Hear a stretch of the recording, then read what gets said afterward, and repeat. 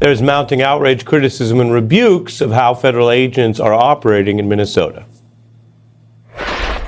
The problem is not that enforcement is happening. It's clearly the manner in which these things are happening. Well, these tactics are very obviously not safe. The practices that these ICE and CBP agents are engaged in are not proper police tactics. This is not policing, and it's not military service. It's something dangerously undefined. This is the third shooting now in less than 3 weeks. The Minneapolis Police Department went the entire year last year recovering about 900 guns from the street, arresting hundreds and hundreds of violent offenders, and we didn't shoot anyone. We didn't shoot anyone. The Minneapolis police chief there noting that you can patrol apples to apples the exact same region that these DHS agents have been flooding. You can collect guns, you can do a lot of work, and you can do it without shooting a nurse to death. This is about policy, as our top guest noted tonight, an FBI veteran. It's about outcomes. And critics say images like this, the gas mask, the guns drawn, the militarized body armor, is exactly the wrong approach if you are honestly trying to pursue safety. The masks, the fatigues, the menacing attitude, a clear lack of crowd control training in dealing with protests, and maybe, some critics say, that's the point. They are not trained to deal with de-escalation and peace because from the top there is an effort to escalate, to talk about the Insurrection Act or martial law. The president talks openly about suspending elections and abusing power, so this is what the shock troops look like, say critics. Border Patrol agents accustomed to confronting cartels or illegal border crossing rather than protesters in urban areas is part of the obvious problem, the Post reports. DHS says it will handle any review of the killing of this American, and that is a problem given that many Trump officials have already announced what they think the conclusion of that should be. After the shooting, local officials were also blocked from even going on the scene by federal agents, and they had a judicial warrant. We've talked about federalism and constitutional crises. This report is of your federal government defying the court-ordered requirements of your local government having access to a place where your local neighbor was shot to death by the feds. Not a good sign if this is allowed to continue, to say nothing of the tragedy of the loss of life. DOJ also fighting a judge's order to block federal agents about tampering with or destroying evidence. The border agents who killed Peretti have been moved out. So the question tonight is whether there is a cover-up of the killing. Will this investigation be credible? And if not, what does it say that a year into Donald Trump's term, as his actual support and credibility drops, he can now, to use the phrase, potentially get away with murder or get away with killing people without a murder investigation? The videos of the shooting make it clear what happened, who escalated, that the officials were the ones with their guns drawn, then shot him to death, including a shot in the back, while he was, as the New York Times and others have accounted, restrained. Here is some of the pushback. It was said that Mr. Peretti was banishing a weapon. Well, he was not banishing a weapon. Yes, he did have a weapon. It was said that by the White House that Mr. Peretti attacked those agents. No, he did not. I think the administration wants to get back control of the narrative, and they need to. We have Bill Maloogian reporting that there are some folks in DHS that are a little bit unhappy with the messaging, and understandably so. It is politically disastrous for the president and also not the kind of civil society we need to live in. We certainly should not be labeling him as being a domestic terrorist who is going to execute cops. There's no evidence to support that. Joining us now is the mayor of the other city in the Twin Cities, the mayor of St. Paul, Minnesota, Kaliher.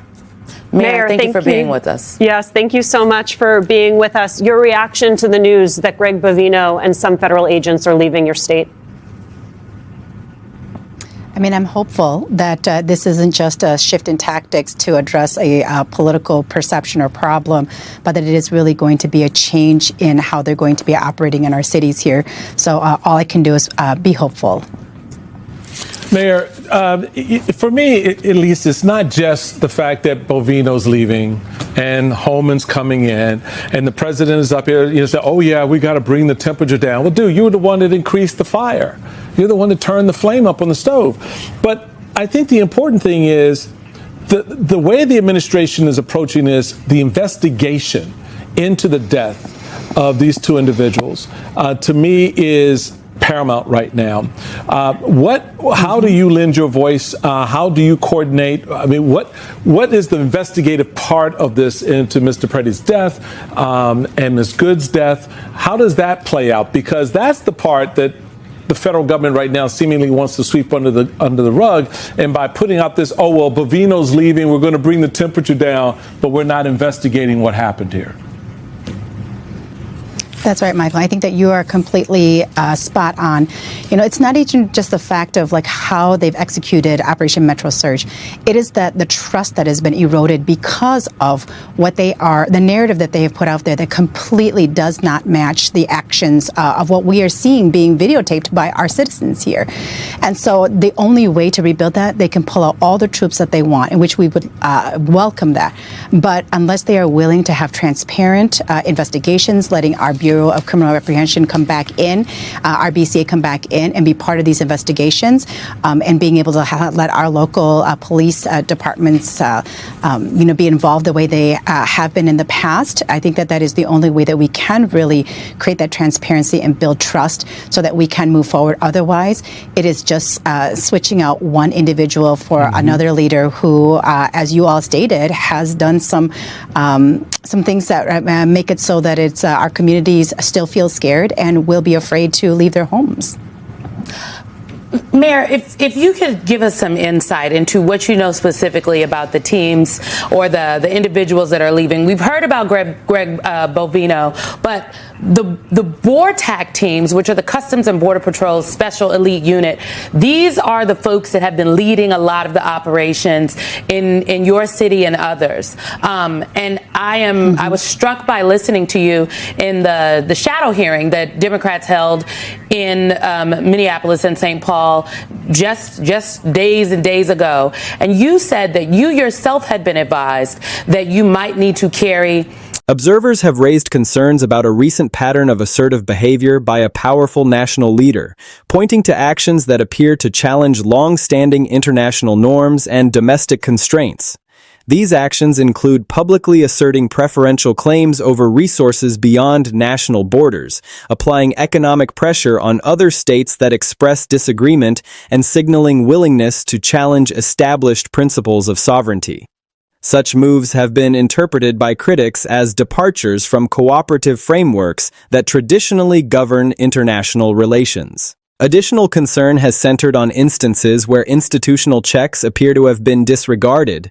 Commentators note situations in which legal directives were reportedly ignored or treated as optional, raising questions about adherence to established processes.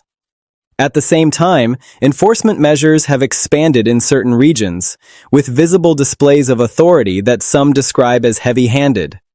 These actions have contributed to perceptions that formal rules and procedural safeguards are being sidelined in favor of expedient control. Some analysts suggest that the increase in dramatic action may be influenced by mounting internal pressures.